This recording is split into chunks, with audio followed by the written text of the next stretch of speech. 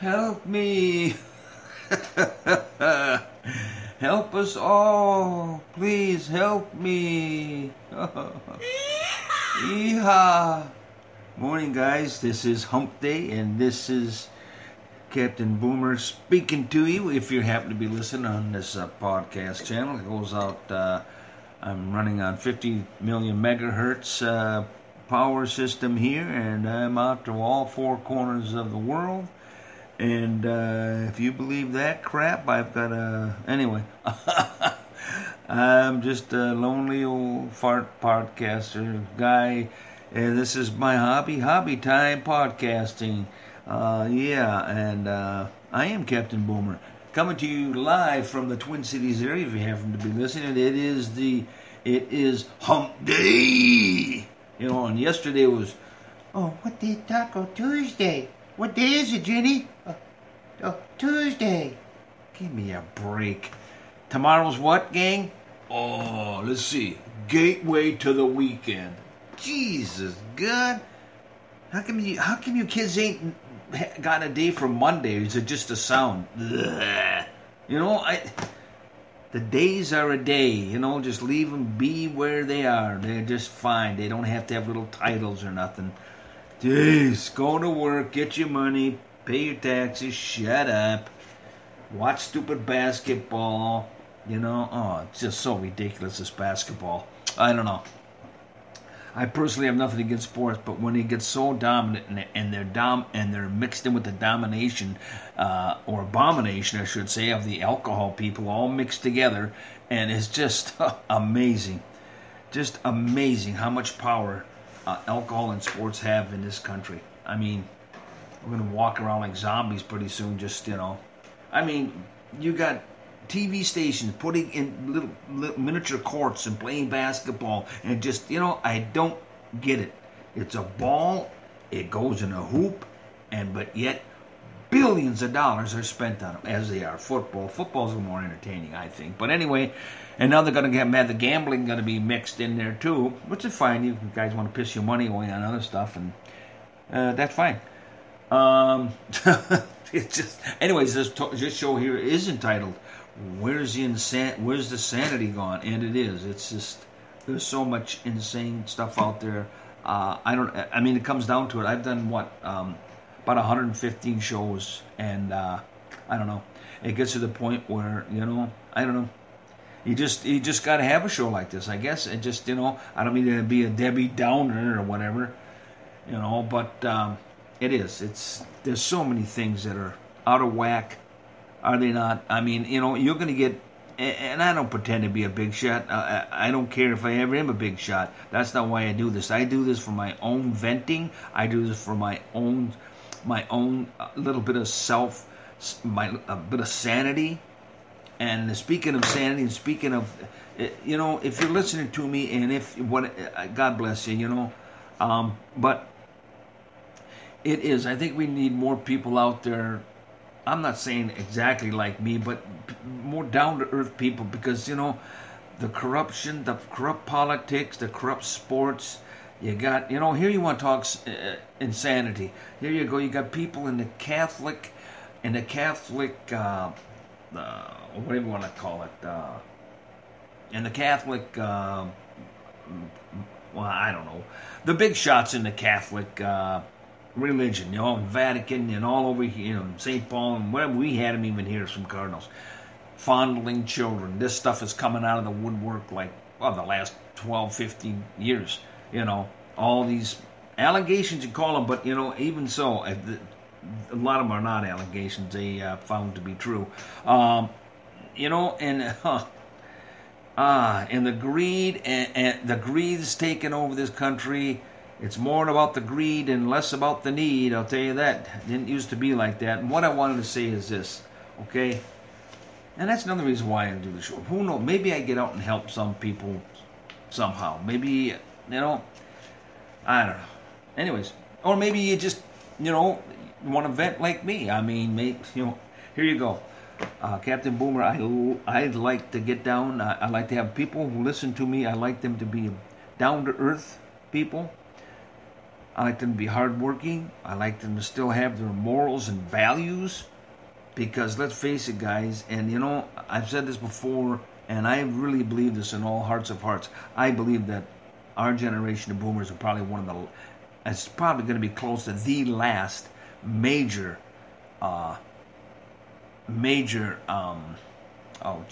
demographics, okay, that's going to be, even have a chance to get salvage something out of this mess that we're in, you know. And a lot of people why do you think the drugs are on the rise? Why do you think alcohol is on the rise? I mean, you know, okay, here it is right here.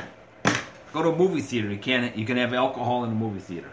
Now, some stores, grocery stores, okay, now, I can't remember which one it is, a national chain, now they're going to let you buy your groceries while you're pushing a cart, drinking wine or beer, okay? Yeah, okay. Now do you see what's going on, gang? Do you see the reality of what's really happening? They're trying to make, this is the alcohol people, and the lobbyists, and the politicians, they're all together on this. Okay, what they want to do is, because they know Mary Jane is coming. Oh yeah, Mary Jane is coming big time. Oh yeah, we like Mary Jane. Bring it on, baby. Anyway, Mary Jane is coming. Therefore, these distillery bastards, alcohol producing people, beer companies, wineries, they're running so goddamn scared. So now they're going to push Congress and legalize stuff to where now I can bring my grandkids in 3 seats down in those luxury recliners that they got now. Is Bob getting drunk on his ass? Why? Because he can bring his alcohol beverage into the goddamn movie theater. Wonderful. Now, Betty is going to push her cart with her wine, I don't know, drinking her wine while she's pushing cart, picking out, squeezing lemons or whatever the hell. You know, what they're doing is this. They're taking everything that you can want to do or do in your home, the privacy of your home, and put that out in the marketplace and put it out in front of you, no matter where you are. Excuse me. So you have access to your precious beer anywhere. So you have access to your precious wine and booze anywhere. Now do you see the picture? This is what they want. This is what they want. And when you can do it in more places, guess what? You're going to spend more money probably. You're going to buy more booze. You know what I'm saying? Yeah. And now the big mess is, how does the legal system fit into this? How does the police fit into this? You know? Oh, I pull her over. Oh, I just left Cub. You know, I only had 4 drinks. You know, give me a break. That's the reality of it. It's so goddamn stupid. Here it is. Where's the sanity? Right there. There's one right there for you. Excuse me. I just don't get it. It wasn't enough that you got your pubs, and by the way, you don't see many liquor stores or bars closing, do you? Oh, geez, I wonder why. Yeah. Anyway, there you go. And then you figure in the sport mix in there. You know, I like to see everywhere. I don't know, in the Twin Cities area right now. I've lived here all my life, and the sports has taken over. You know, I don't think there's a stadium that we don't have now. We got brand new soccer stadium. We've got new teams coming in all the time. Personally, I'm looking for my favorite here. It's going to be the axe throwing team, Minnesota Lumberjacks axe throwing team, and then but only drunk. Drunk axe throwing should be that's going to be coming. Okay, yeah, I like that idea, don't you guys? Yeah, that would be fun. Hell, people are going to kill themselves on the highway and different things when people can drink more places anyway. So why not just have a sport that actually, you're going to lose your life. And just people watch and you can bet on the side. There you go. You guys. Oh, boy. Thank you. And getting back to this, my audience, I'd like to think things like I do. I'm not, Lord knows I got my flaws. Lord knows that I've got problems. Lord knows that I've got a long way to go as far as maybe being the big guy's graces one day. I don't know. But I like to think that there's a lot of people out there like me that, you love your family, you love your grandkids, you remember what it was like. And me and wife, we just went to Minnehaha Falls yesterday. Yes, we did, and we loved it.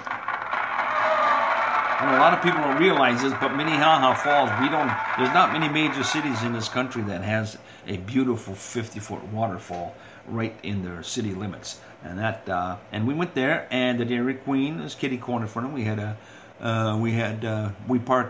were both naughty, and we went off our cheat list, and had, I believe the wife had a chocolate sundae, and I had a peanut butter parfait, and it was delicious. Yes, it was. It was very delicious. And then we walked down and we did the fall thing, and no, we didn't fall, but anyway. So that was kind of special. So that's what I'm talking about. Yeah, the simple things that we did as kids, that kids wouldn't even imagine or think of. Playing marbles. This flood stuff out here now, and oh man, we were kids when we got a lot of water in the streets. Oh man, that was like a brand new type of playground area. Oh, we used to love that stuff. And we used to walk up and down the Minnehaha Creek. We went swimming underneath the falls, well, until we got headaches. And then we walked all the way down to the river and stuff like that. And boy, I'll tell you, swimming in the Mississippi River, that was great. And we used to do that in the summer. Walk across the Catwalk Bridge, the railroad bridge over there by Franklin Avenue Bridge, I believe it was. Just simple things like that. And I guess what I'm trying to say is that if you guys remember any of that stuff and growing up and, well, I'll tell you. I remember I stole a bike one time. I'll share this with you guys. I stole a bike one time. I must have been about, 9, 10 years old. I stood outside of this, it was like a small grocery chain. That's before the big chains kind of took over and stuff. But and I waited for the right moment. And the kid who worked inside, he had this bike. And man, I'm telling you, it had dual baskets. It had dual horns on it. It was kick-ass bike. Yeah, bikes I'm talking about. Back in the 50s and 60s, this bike weighed probably 100 pounds. And it was cool. And it was chrome. And I loved it. So I must have waited about a half hour until I thought the time was right. And I hopped on that bike. When I thought the time was right, I hopped on the bike. And I rode that sucker home. And you know what happened? My mom's outside and she's hanging up clothes. As mothers did back then. As moms did a lot of stuff back then when we were kids growing up. Right? You bet, gang. Anyway, so I pulled up in the yard. We didn't have much of a yard. We had a little shack in the backyard. And the backyard was probably, 50 by 50 feet, South Minneapolis. You didn't have much of a yard. Anyway, I pulled up in the backyard with this fancy bike. I could barely get on it or off it. It was like a 28-incher. But anyway, I had to have it. Rolling up in the backyard,